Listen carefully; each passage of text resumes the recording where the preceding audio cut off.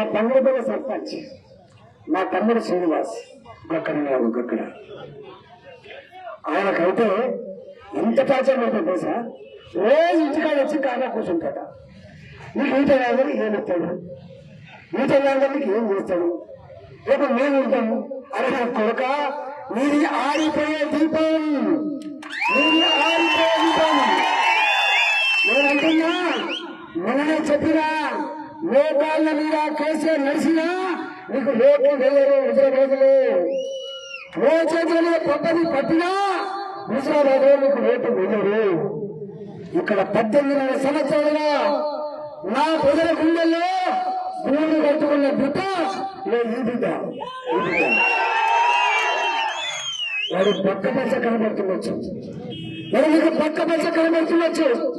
ఈ రోజు నువ్వు బయట నమ్మితే ఇవాళ చిన్న కనబడుతుండొచ్చు బిడ్డ, కానీ ఇది చిచ్చర పిడుగు బిడ్డ, ఇది చిచ్చర పిడుగు. నీళ్లు లేని కాడ బొండికాయ పూసినాడు, నీళ్లు లేని కాడ బొండికాయ కోసినాడు. వాళ్ళు భరతం తప్పే మనిషి విషయం మర్చిపోకండి. అది నువ్వెంత నువ్వు ఎక్కెంత రేపు కొట్టేది మీరు చిన్నవాళ్ళు, మీరు కూసేవాళ్ళు. నిన్ను నడిపించేది కేసీఆర్, నడిపించేది కేసీఆర్. దాన్ని అమలు చేస్తున్నాడు హరీశ్రావు.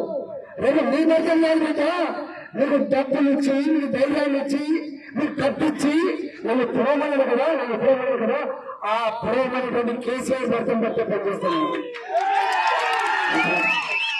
ఈ దేశంతో కొట్టాల ప్రయత్నం చేస్తాను.